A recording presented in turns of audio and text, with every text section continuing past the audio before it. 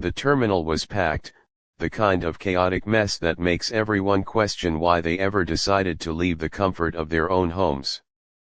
It was a Tuesday afternoon, but you wouldn't know it by looking at the line snaking around the support pillars. People were tired, cranky, and sweating in the recycled air. Near Gate 14, the mood was particularly tense. A flight delay had just been announced, and the collective groan of 100 people rippled through the seating area like a wave. Sitting quietly near the window, away from the hustle, was an older gentleman named Arthur. He was somewhere in his 80s, though the years had treated his body much rougher than his spirit. He wore a faded windbreaker that looked like it had seen better decades, and on his head sat a Vietnam veteran cap. The brim was curved perfectly, and the pins on the side glinted under the harsh fluorescent lights. He didn't take up much space, his frame thin and wiry, leaning heavily on a wooden cane that was polished smooth from years of use. Arthur wasn't complaining.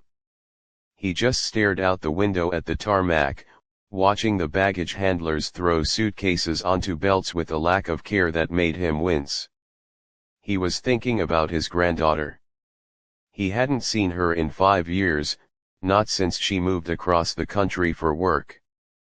This trip was a surprise for her birthday.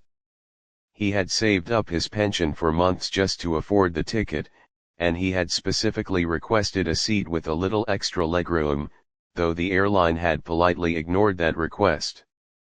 He was just grateful to be going. Across the aisle, separated by a thick, soundproof glass wall and a velvet curtain that wasn't yet drawn, sat Keanu Reeves. He was tucked into the first-class cabin, or what would be the first-class cabin once boarding started. He had his hood up and a pair of dark glasses on, trying to blend in. He was tired, too. He had been traveling for nearly 24 hours straight, jumping from one press junket to another. He wasn't looking for attention, he was just looking for a few hours of sleep and maybe a glass of water. He was scrolling through his phone, lost in his own world, completely unaware of the drama brewing just a few yards away. When the gate agent finally called for boarding, the tension in the terminal spiked. Everyone stood up at once, a sea of heads bobbing and arms checking for tickets. Arthur took his time. He waited for the rush to subside, gripping the armrests to push himself up. His knees popped audibly, a sharp reminder of the shrapnel he still carried in his left leg from a war that most people in the airport only read about in history books. He adjusted his cap, picked up his small carry-on bag, and joined the back of the line. The flight crew was standing at the door of the plane, smiling their practiced, customer service smiles. Most of them were polite, offering a welcome aboard or a "can I help you with that," but one of them, a tall man with a slicked back hairstyle and a name tag that read Chad, was checking his watch more than he was checking the passengers. Chad had an air of superiority about him, the kind that comes from working too long in an industry where power dynamics shift constantly. He didn't like delays, and he didn't like passengers who slowed down the process. Arthur stepped up to the gangway. He smiled at Chad, a genuine, warm smile. "Good afternoon, son," Arthur said, his voice a little raspy. Chad barely looked up. "Ticket," he muttered, holding out his hand without making eye contact. Arthur fumbled a bit with his phone, his hands shaking slightly from the early onset of tremors, but he finally pulled up the barcode. Chad scanned it with a sigh that was just loud enough to be heard. "Group 4. You're late. Go ahead." Arthur nodded. "Thank you." He made his way down the narrow jet bridge.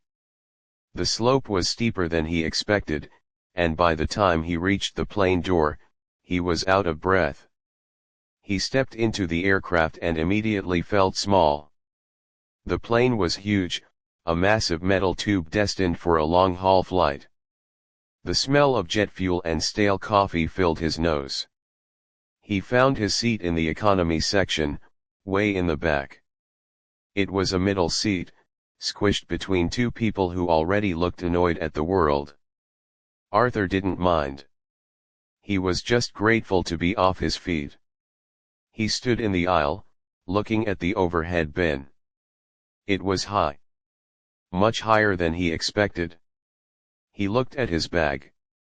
It wasn't heavy, maybe 10 pounds, just a change of clothes and some gifts for his granddaughter, but lifting his arm above his head was a painful experience.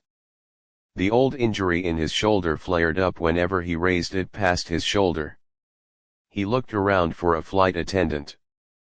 The aisle was clogged with people trying to shove massive bags into bins, bumping into one another. Everyone was in a hurry. He saw Chad walking down the aisle toward the front of the plane, looking important. Arthur waited, hoping Chad would see him struggling. He didn't want to be a burden, but he physically couldn't get the bag up there. "Excuse me," Arthur said softly as Chad passed by. Chad didn't stop. Arthur spoke a little louder. "Excuse me, young man, could I trouble you for a hand?" Chad stopped. He turned around slowly, looking down his nose at Arthur. The noise of the boarding process seemed to dull for a moment. "Sir, I'm very busy. We need to push back soon. You need to take your seat." "I'm trying," Arthur said, gesturing to the bin with a pained look on his face. "My shoulder. I can't quite reach. If you could just give it a lift." Chad let out an exaggerated sigh, rolling his eyes in a way that made the passengers sitting in row 20 look up in surprise. It's policy that passengers handle their own carry-on luggage unless they have a pre-arranged medical assistance request. Do you have that? Arthur blinked, confused. No, I just thought someone could help. It's just right there. I can't lift every bag for every passenger, sir, Chad said, his voice dripping with condescension. If you can't lift it, you should have checked it. Now, please sit down. You're holding up the line. Behind Arthur, a young businessman sighed loudly, checking his watch. The pressure was mounting. Arthur's face turned a deep shade of red. He felt the eyes of everyone in the vicinity burning into him. He felt small, humiliated, and incredibly old. He tried one more time to lift the bag, gritting his teeth against the pain in his shoulder, but his arm just wouldn't go that high. The bag slipped from his fingers and fell with a thud onto the armrest of the woman sitting in the aisle seat. She shrieked. "Hey! Watch it!" "I'm so sorry," Arthur stammered, grabbing the bag. "I'm so sorry." Chad stepped closer, his demeanor shifting from annoyed to hostile. "Look," he said, his voice low and threatening. "If you can't stow your bag, I'm going to have to ask you to leave the flight. I don't have time for games. Sit down. Now." Arthur stood frozen in the aisle, gripping his cane so hard his knuckles turned white.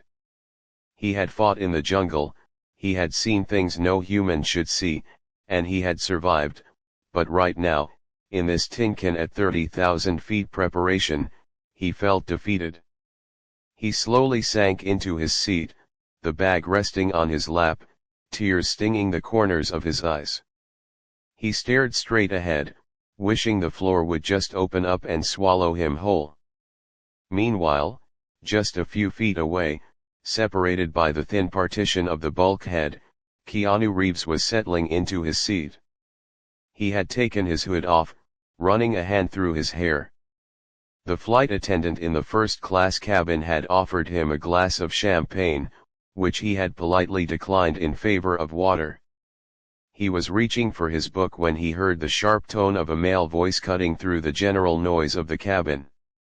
It wasn't the volume that caught his attention, it was the cruelty in it. Keanu paused. He was a man who valued peace and quiet, someone who usually went out of his way to avoid conflict. But something about the way that voice had spoken to someone, it didn't sound like a standard instruction. It sounded personal. It sounded mean. He turned his head slightly toward the curtain that separated the luxury of the front of the plane from the rest of the passengers. He could see the silhouette of the flight attendant standing stiffly in the economy aisle, his posture aggressive. Through the slight gap in the curtain, Keanu could see the back of an elderly man's head, the Vietnam cap visible, and the way his shoulders slumped forward in total resignation. Keanu frowned. He didn't know the whole story, and he didn't want to jump to conclusions, but his gut told him something was wrong. He watched as the flight attendant turned and walked away, leaving the old man sitting there with his bag on his lap, looking utterly broken. The contrast between the service Keanu was receiving, warm towels, attentive smiles, and the treatment he had just witnessed couldn't have been starker. He closed his book, the story of the elderly veteran nagging at him. He wasn't the kind of person to ignore a bully. He took a slow sip of water, his eyes fixed on the curtain, wondering if he should say something or just mind his own business. The plane door closed with a heavy thud, sealing them all in. The engines began to whine, a low hum vibrating through the floor. The pre-flight safety announcement started, but Keanu wasn't listening to the instructions. He was listening to the silence coming from the row just behind the curtain, and the quiet, ragged breathing of the man sitting there. The engines of the plane roared to life, a deep, vibrating rumble that shook the seats and vibrated through the floor. The giant aircraft began to push back from the gate, the scenery outside the small oval window sliding slowly away. Inside the cabin, the air grew heavy as the air conditioning systems adjusted to the switch from ground power to the plane's generators. The fasten seat belt sign chimed with a cheerful ding that felt completely at odds with the dark mood in row 24. Arthur sat rigid in his seat, his hands gripping the armrests until his knuckles turned white. His carry-on bag was still on his lap. It was a bulky, awkward shape, pressing against his chest, making it hard for him to breathe fully. He knew he was breaking a rule. He knew that during takeoff, everything had to be stowed away securely. But he also knew he couldn't lift it. He was trapped between a rock and a hard place, waiting for the inevitable moment when someone would come and yell at him again. The flight attendant named Chad was walking down the aisle, performing his final safety checks. He moved with a brisk, arrogant pace, making sure trays were folded up and seat belts were clicked. He was good at his job, but only in a technical sense. He had no patience for people who couldn't keep up. When he reached Arthur's row, he stopped dead in his tracks. Chad looked down at Arthur, then at the bag on his lap, and then back at Arthur's face. He didn't ask if Arthur needed help. He didn't ask if Arthur was okay. He just let out a loud, frustrated huff that made the people in the row in front turn around. "Sir," Chad said, his voice sharp and loud. "I told you 5 minutes ago. That bag needs to be in the overhead bin. We are about to take off." Arthur looked up, his eyes wide and pleading. "I'm sorry," he whispered, his voice trembling. "I'm trying. I just can't lift it. If I stand up, I'm afraid I'll fall, and my shoulder won't let me reach." The young man sitting in the aisle seat next to Arthur shifted uncomfortably. He was wearing noise-canceling headphones, but he had taken one side off to listen.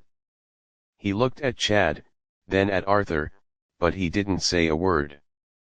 He just stared at his shoes, hoping to become invisible. The woman in the window seat pulled her phone closer to her chest, avoiding eye contact. The silence of the other passengers was deafening. They saw what was happening, but nobody wanted to get involved, nobody wanted to make a scene or risk getting kicked off the flight themselves. Chad leaned in closer, invading Arthur's personal space.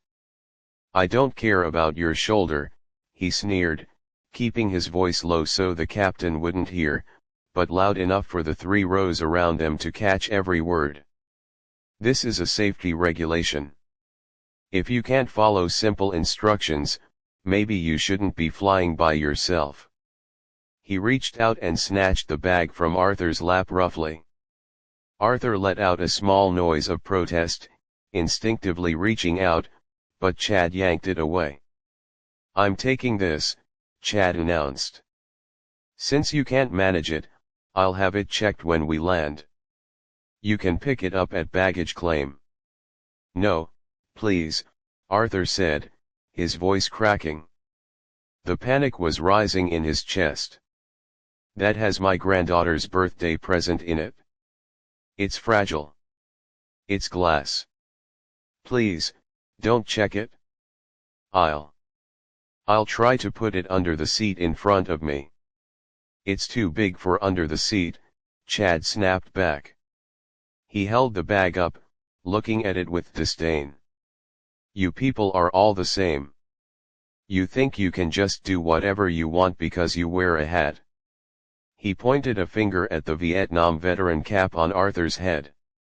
"You think this cap gives you a free pass to ignore the rules? You think playing the hero card is going to make me break safety protocol?"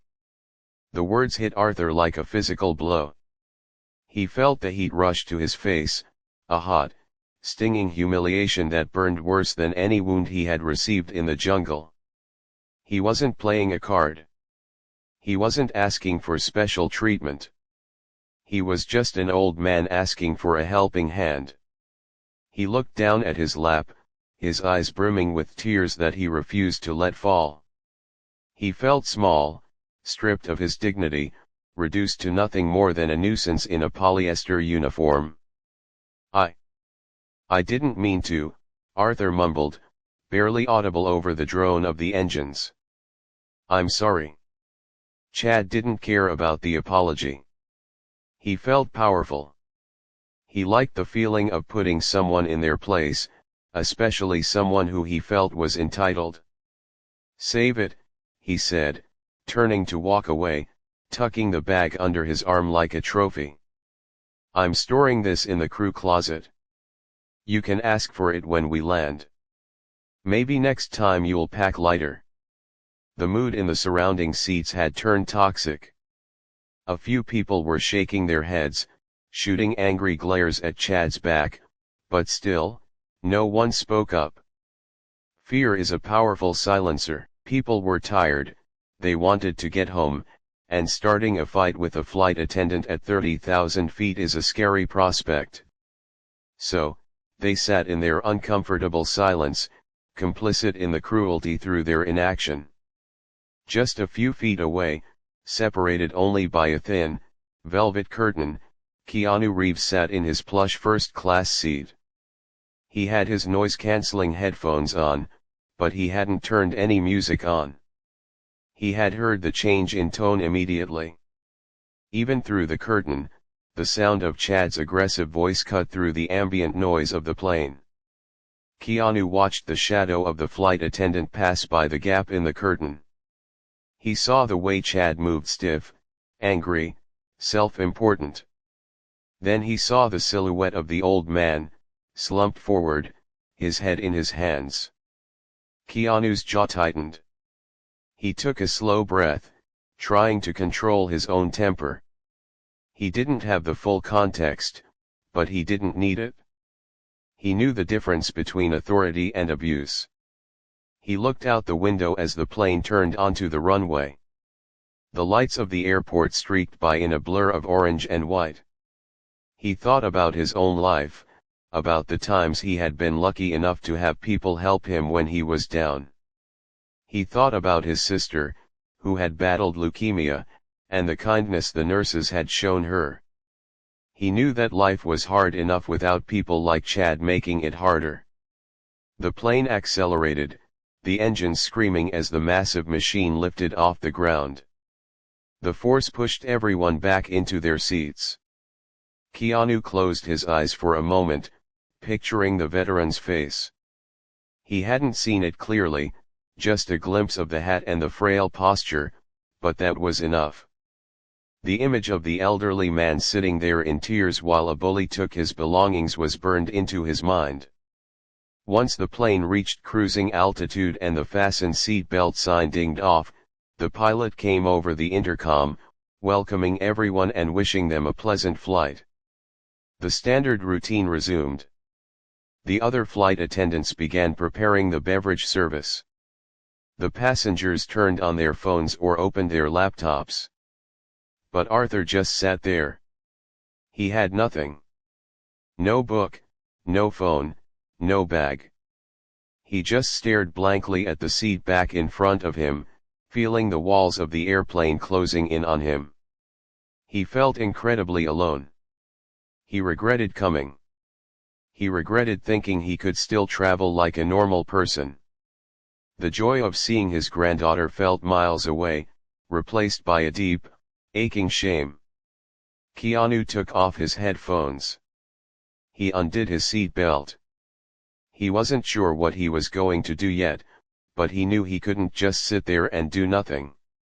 He signaled for the other flight attendant, a young woman with a kind face who was working the first-class cabin. "Excuse me," Keanu said softly. The attendant's eyes went wide when she saw who it was. She smiled, surprised. "Yes, Mr. Reeves, can I get you something?" "I actually have a question," Keanu said, glancing toward the curtain. "The man sitting right behind us, in the first row of economy, is he okay?" The attendant's smile faded a little. She looked around nervously. I think so. I saw Chad helping him with a bag earlier." "Why do you ask?" Keanu leaned in slightly. It didn't sound very helpful. It sounded like he was being yelled at.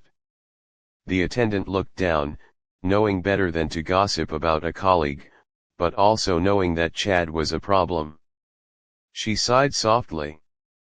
"Chad can be a bit intense sometimes. But I'm sure everything is fine." Keanu looked at her for a long moment.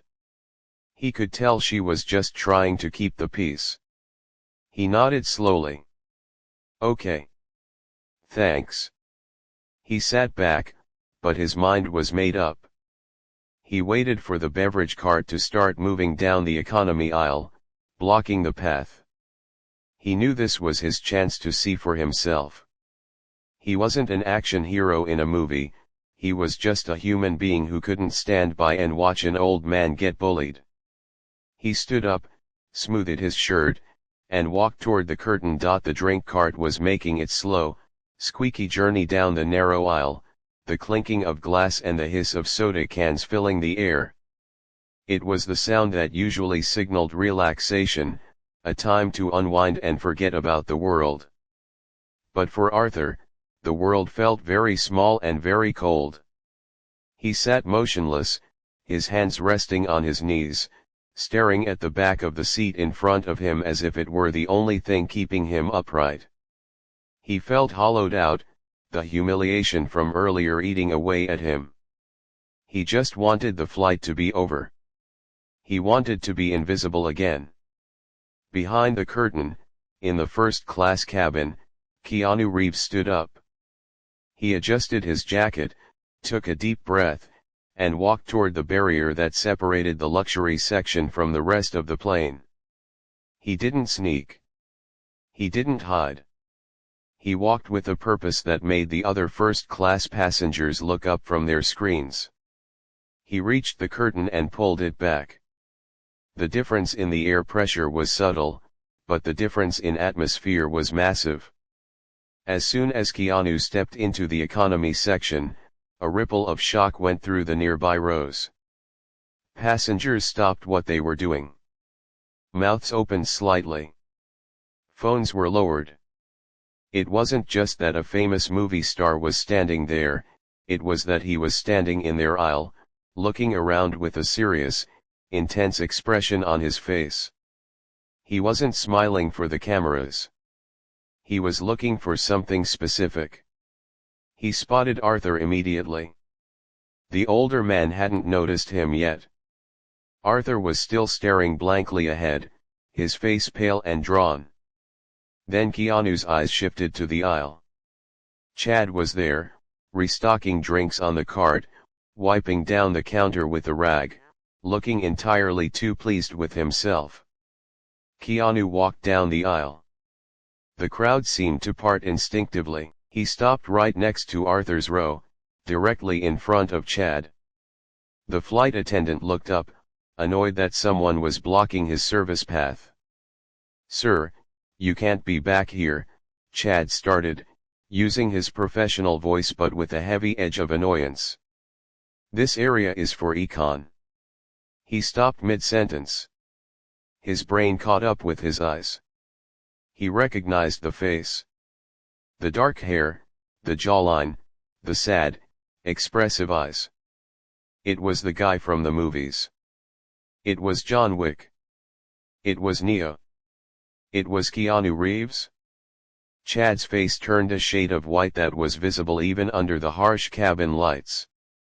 He swallowed hard, his Adam's apple bobbing up and down. "Mr. Reeves," he stammered, his voice cracking. Is everything okay in first class? Is there something I can get you?" Keanu didn't smile. He didn't ask for water. He pointed a finger toward Arthur, who was now looking up, confused. His eyes were wide with recognition as well, but he was too stunned to speak. Keanu looked back at Chad. "Is there a problem here?" Keanu asked.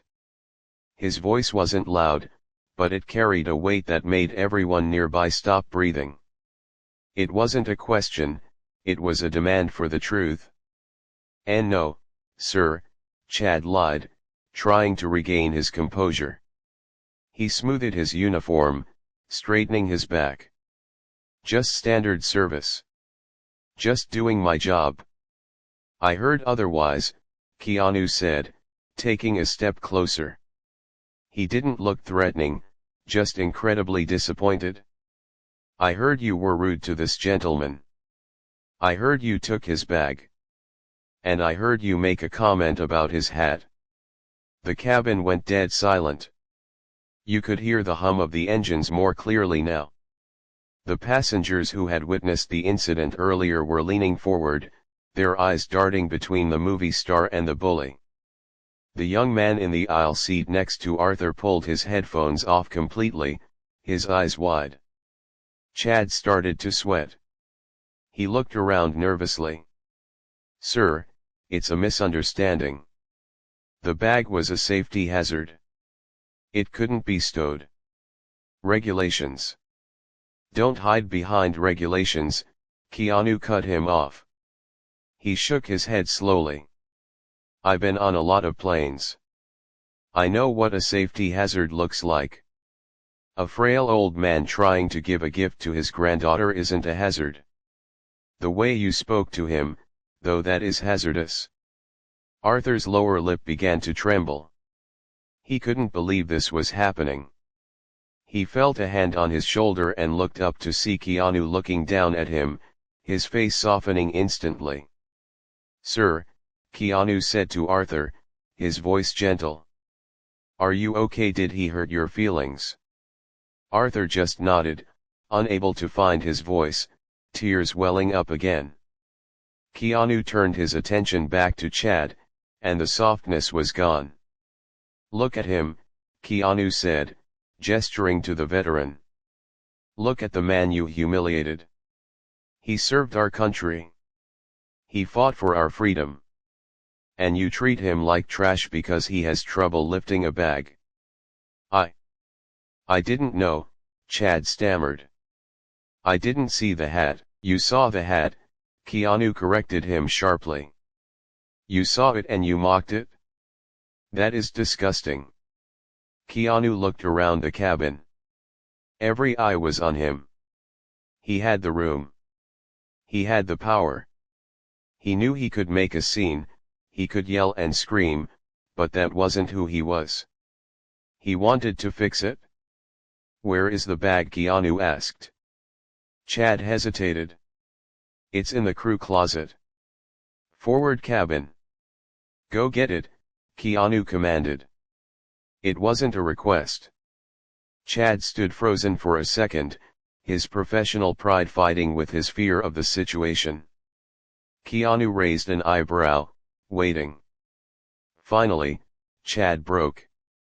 "Yes. Right away." "Excuse me." Chad squeezed past the cart, nearly tripping over his own feet in his rush to get away from the movie star's gaze. The tension in the air cracked a little as he disappeared toward the front of the plane. A few passengers let out quiet breaths they didn't know they were holding. Keanu looked at the empty aisle seat next to Arthur. It was cramped. It was a middle seat. The legroom was terrible. It was the last place on earth you'd expect a superstar to sit. He looked down at Arthur.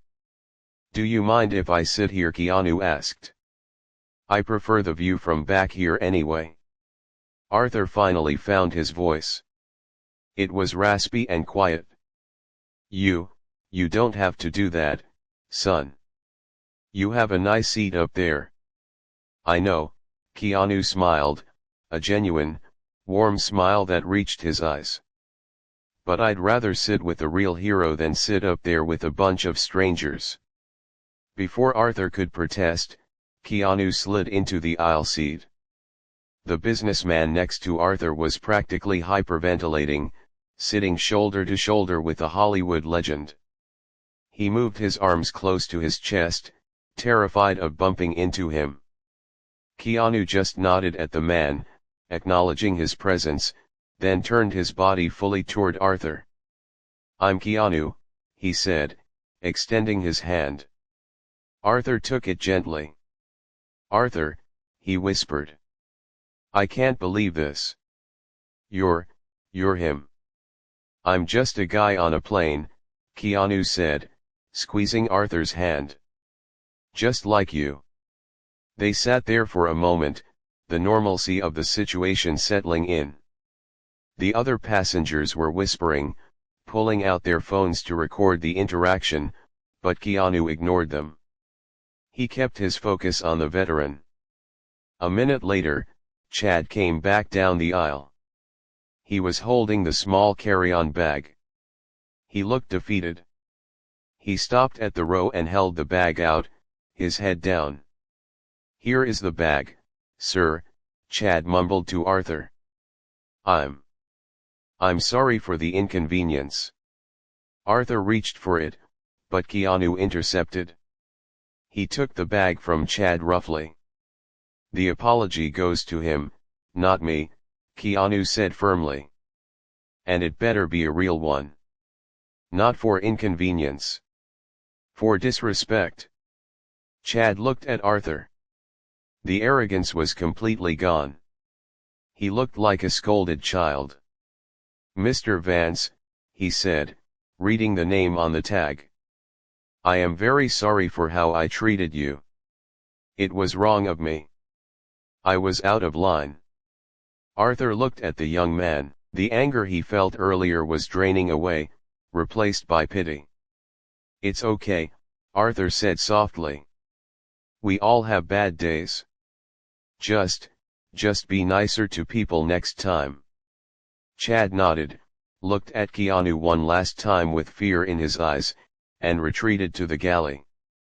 Keanu placed the bag on Arthur's lap. "There we go," he said. "Safe and sound." Arthur clutched the bag. "Thank you," he whispered. "You didn't have to do any of this. People will see. It will be a fuss." Keanu leaned back, getting comfortable in the cramped seat. He looked at the veteran and smiled. Sometimes, a fuss is exactly what is needed. The silence that followed Chad's retreat wasn't awkward or heavy anymore, it was peaceful. The bad energy that had been choking the cabin seemed to vanish, replaced by a buzz of whispered excitement and a warm, fuzzy feeling that spread through the rows nearby. People were craning their necks, not to stare at a celebrity, but to witness a moment of genuine kindness that felt rare and precious in the modern world. Keanu shifted in his seat, folding his long legs into the cramped space as best he could. He didn't seem to mind the lack of legroom. He turned his body fully toward Arthur, resting his elbow on the shared armrest, and looked at the older man with a soft, open expression. "So," Keanu said, his voice low and friendly. "Where is this journey taking you?"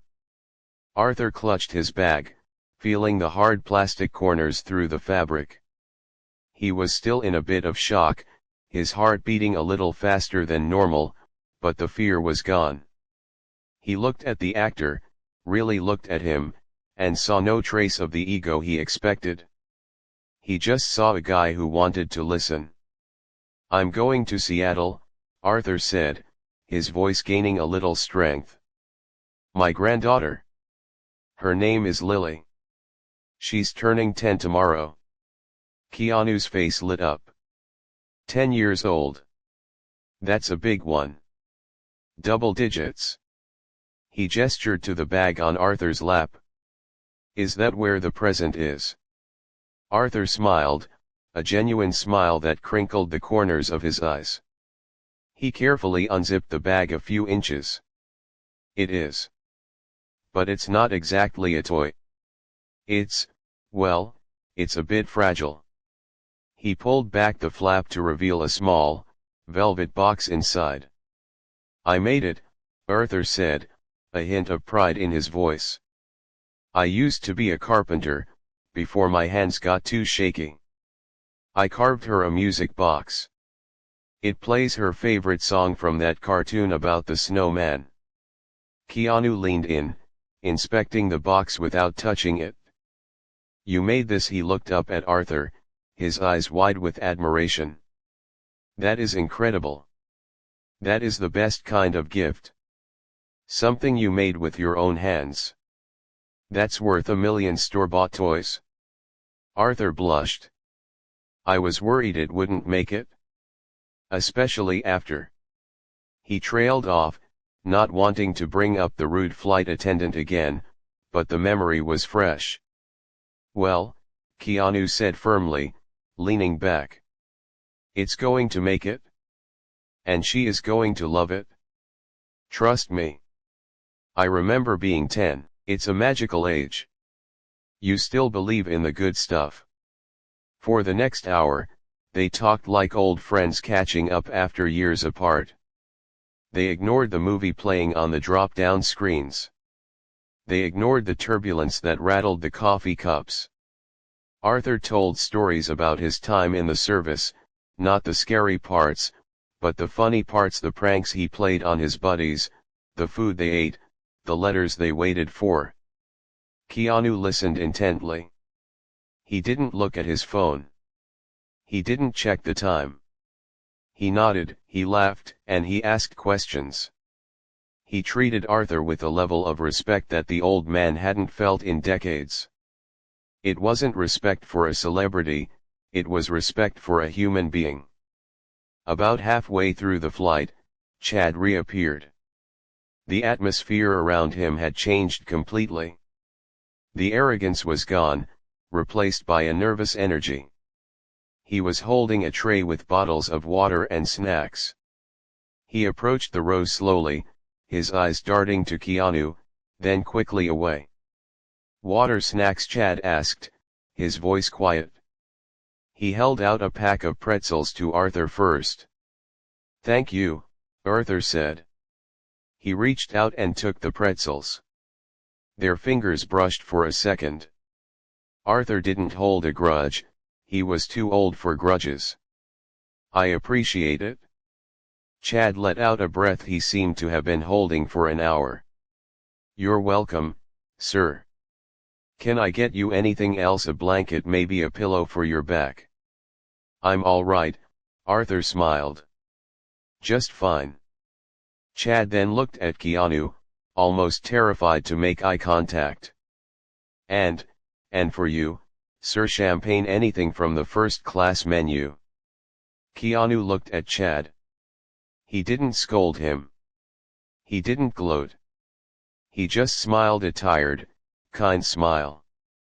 I'm good with water, Chad. Thank you. Chad nodded, looking like he had just been pardoned from a life sentence. Okay.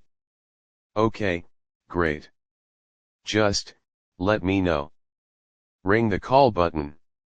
He hurried away, likely to tell the other flight attendants that he wasn't going to get fired. The young businessman in the aisle seat, who had been silently panicking next to them the whole time, finally relaxed. He realized that Keanu Reeves was just a normal guy sitting in a middle seat. He turned to them.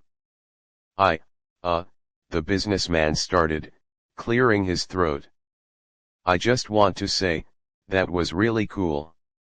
What you did back there. I was too scared to say anything when he was yelling. I feel bad about that. Keanu shook his head. Don't. It happens. We all freeze up. It's scary to stand up sometimes. But don't worry about it now. We're all just flying together, right? The businessman smiled, looking relieved. Right. The rest of the flight passed in a blur of laughter and shared stories. Arthur found himself talking about his late wife, and how much he missed her, but also how happy she would be that he was going to see Lily. Keanu shared memories of his own family, the losses he had suffered, and how they shaped him. It was a deep conversation for two strangers on a plane, but it felt natural. It felt like they were meant to meet. As the pilot announced the initial descent into Seattle, the seat belt sign dinged on. The plane began to drop through the clouds, the city lights twinkling below them like a carpet of diamonds. Arthur looked out the window, his face pressed against the glass. There she is, he whispered. Seattle. Keanu looked out too. Beautiful. You ready? Arthur nodded, then paused. He looked at Keanu with a serious expression. I know I said this before, but thank you. Not just for the bag. For sitting here. For making an old man feel like he matters again. I was ready to never fly again after today. But now. I think I might be okay. Keanu reached out and gently squeezed Arthur's arm. You matter, Arthur. Never forget that. And you've got a granddaughter to see. That's the important part. The plane touched down with a bump, followed by the roar of the reverse thrusters. The passengers began the familiar shuffle of gathering their things, the sound of seat belts clicking off echoing through the cabin. But nobody stood up yet. They were waiting. They were watching row 24. Keanu stood up first. He stretched his back, then reached into the overhead bin. He had to stand on his tiptoes to reach it and pulled down his small backpack. He didn't rush off the plane. Instead, he turned to Arthur. Need a hand? Keanu asked. Arthur grabbed his cane and pulled himself up. I think I can manage, son. You've done enough. Nonsense, Keanu said, taking Arthur's carry-on bag from him before the old man could protest. I insist. We walk off together. Arthur looked at the businessman, who was eagerly packing up his laptop. Have a safe trip, Arthur said to him. You too, sir, the beaming man replied. Happy birthday to Lily. As Keanu and Arthur stepped into the aisle, a round of applause started. It wasn't a polite golf clap. It was a loud, raucous cheer that started from the back and moved forward. People were clapping for Arthur, and they were clapping for the man who stood up for him. Chad was standing by the cockpit door, watching. He didn't clap, but he didn't look annoyed anymore. He looked humbled. He watched Keanu guiding Arthur toward the exit, carrying that fragile, precious bag like it was made of gold, and for the first time in a long time, Chad felt like he understood what real service was supposed to look like. The applause followed them down the jet bridge, echoing off the metal walls like a distant thunder. It was a strange sound, muffled by the carpet and the curvature of the tunnel, but it was there. As they exited the aircraft and stepped into the gate area, the noise of the busy terminal rushed back to meet them, rolling suitcase wheels, people shouting on phones, the chaotic rhythm of a busy airport. Keanu stayed right by Arthur's side, matching the older man's slow, shuffling pace. He still carried Arthur's bag over his shoulder, acting not like a movie star, but like a protective grandson. The contrast was striking. Here was one of the most famous people on earth, wearing a simple hoodie, guiding an unknown veteran through the crowd. Passengers waiting for their next flight or for loved ones to arrive did double takes. Phones were raised instantly. Camera flashes went off. "Is that?" someone whispered loudly. "No way, it can't be." Keanu didn't stop. He didn't pose. He didn't wave. He kept his head down slightly, his focus entirely on making sure Arthur didn't trip over the uneven carpet. He shielded the older man from the jostling crowd, using his body as a buffer. "You don't have to do all this," Arthur said, stopping near a row of plastic seats to catch his breath. He looked at Keanu with a mix of gratitude and concern. "People are staring. They'll bother you." Keanu gently set the bag down. "Let them stare," he said with a shrug. "They're staring because they see something good, Arthur. Besides, I'm not the one who matters here." "You are." Arthur chuckled softly. "You're a strange one, Mr. Keanu."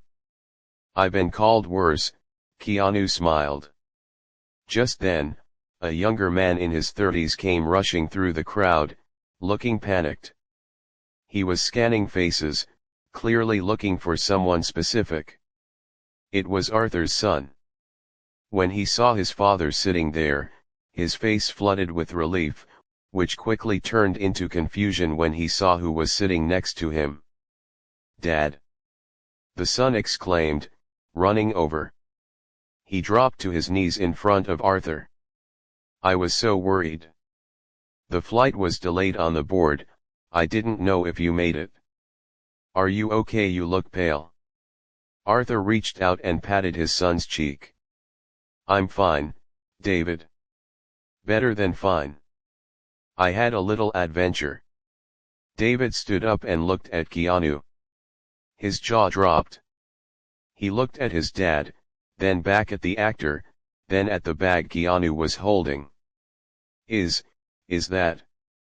Keanu stood up and extended a hand. "Hi.